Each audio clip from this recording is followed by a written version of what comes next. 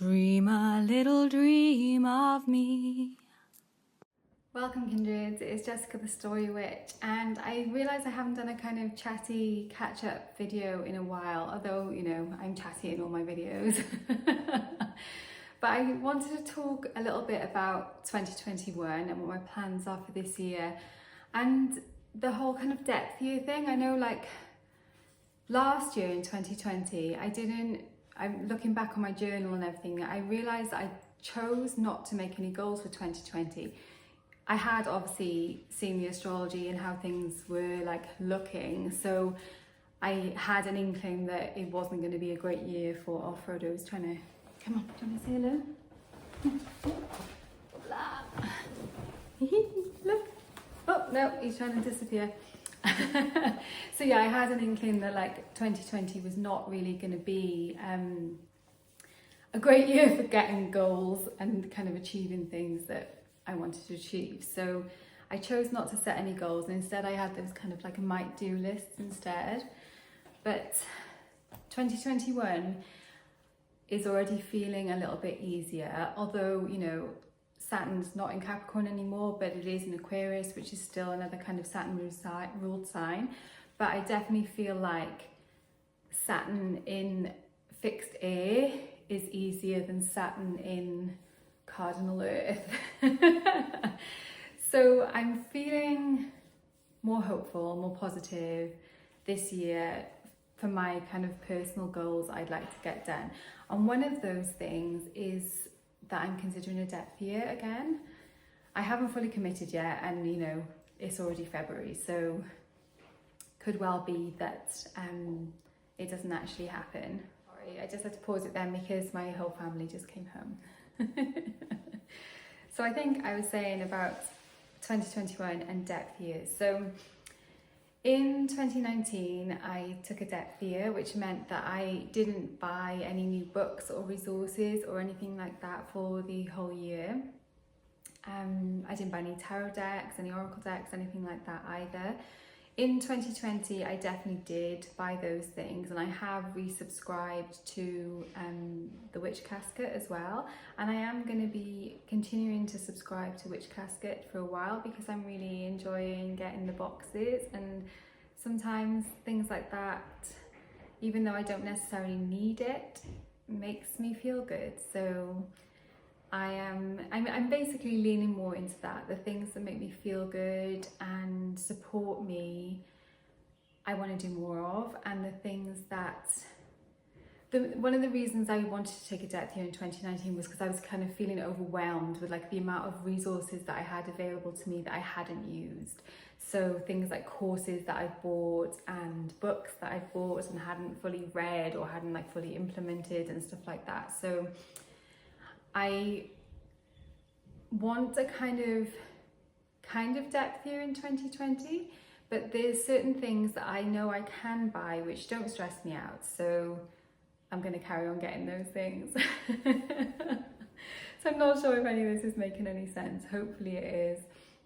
But basically what my plan is in 2020 is I'm going to be super conscious about my purchases. I'm not going to be buying anything just without really thinking about it first of all, especially in those categories of books and courses, because they are my two, you know, Sun in Gemini in the 9th house. I want to learn things always, and I see something and it's almost like I'm afraid it won't be there again afterwards, or I might forget about it, especially with the books. I think, oh, I'll buy it now and then it's on my shelf, and then but then it doesn't feel good to have it sitting there on my shelf waiting until the time is right for me to actually read it. It feels stressful, honestly, to have that. So I'm planning on zipping through a lot of my books this year. I loved sorting out all my tarot and oracle decks. I made a video of that, that was like back in the summer, last summer, sorting out and getting new shelves and things like that. My tarot and oracle deck shelves are full now. So really, I don't need any more tarot and oracle decks, but there is space for more shelves, and So I'm not sort of putting a definite hard no line on that. I'm going to just see how things go. But I'm also not actively looking. Like, I'm definitely not watching unboxings and things like that.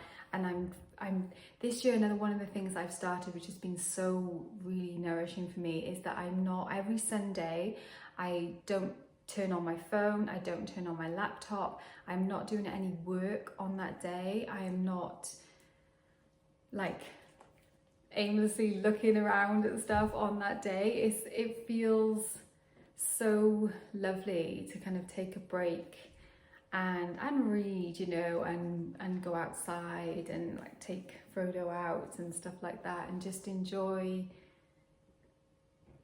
a more personal, I suppose, a personal time. And it's weird, you know, I still get the odd moment during the day where I'm like, oh, I'll just look at, oh no, I won't.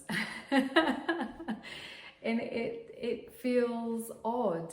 And like, maybe I'm thinking I might extend that out, but at the moment, Sundays are working perfectly for that. So I'm gonna kind of definitely keep doing that, but I am kind of considering extending it out as well. Another thing that I've started in 2021, which has proven to be really interesting as a learning experience about myself, is that I committed with my friend Matilda. We talked about it just before the new year, and then started to, it's basically like every day you commit to doing something which is like your work, which doesn't clash with my non-work on my computer thing, which I'll explain in a minute. But because I see myself as a writer, as a storyteller, that my work is to write, to tell stories. And so I committed to every day sharing just like a little snippet of my writing, and it's all got to be about the same thing as well. So I chose Placid Erwin, which is the name of my home, as the thing that I'm writing about every single day. So, and at the moment it hasn't felt difficult to do that, and it's been really, really interesting to sort of see what things come into my mind and stuff. Like, I find I write those sort of things quite often anyway, like in my journal, but I don't share them. And for me, learning to feel comfortable with sharing my writing is, and like, you know, my writing is not like it's this really highbrow stuff. It's just literally little snippets of things that I'm thinking about or things I've encountered. Sometimes it's more poetic, sometimes it's less poetic, but it is a daily thing. And so on Sundays when I'm not posting on Instagram, I just do it in my journal as I would normally have done. You know, I wasn't writing every day before, definitely, but I was writing little snippets of things in my journal before. So the sharing for me is important. It's something that I'm really trying to work on, and being more open. And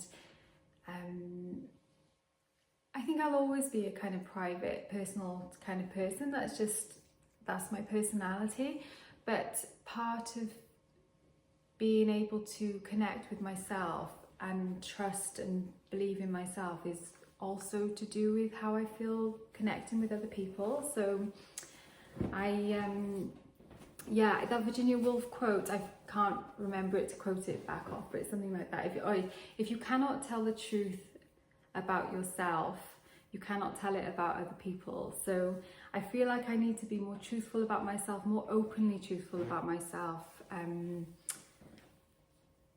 in public, I suppose, on Instagram. You know, it's not super public. I haven't got masses of followers on Instagram, but it is something that it doesn't feel easy for me anyway. So yeah, I'm finding that really, really valuable. Those two practices, that Sunday switch off and the daily, we're calling it a year of every day. So it's kind of a little bit like that 100 days project as well. You know, when people do the same thing, commit to kind of 100 days of creative work on a specific thing, you know, it's that kind of thing as well. What are you doing, Frodo? He's like half and half whether he wants to get back down off my lap, because we can see the squirrels out of the window as well. So yeah, he'll probably be zhooshing off in a moment. But he had a groom yesterday, so he looks a little bit naked now. So yeah, clearly I'm rambling, so I'm not going to stay on too much longer. But I'm curious about how other people are finding the energy this year. Does it feel different from last year? you know, from a kind of cycle perspective and with the astrology, we are still very much in it. We're still dealing with the things from last year as well. So it feels that way to me. It does feel like it's not all, you know, sunshines and lollipops just yet. But yeah, you may feel different. Let me know how you're feeling and how that energy is affecting your kind of daily practices and stuff. I'm really finding focusing on those kind of daily habits and living the day how I want to live my life, you know. It's so simple, isn't it? But it's like, if you choose to do those things in the day which bring you joy, then you will live a life which brings you joy, and there can't be many things better than that. So yeah, let me know, and I'm going to leave it there and go and take a photo out so you can go and chase the squirrels. Thanks so much for watching. Warmest blessings, and I will see you very soon.